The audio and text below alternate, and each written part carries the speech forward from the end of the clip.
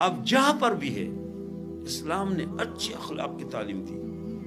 یہ جو ہم نماز یا کچھ عبادات پڑھتے ہیں تو یہ اخلاق اس عبادت کے انسان کو تیار کرتے.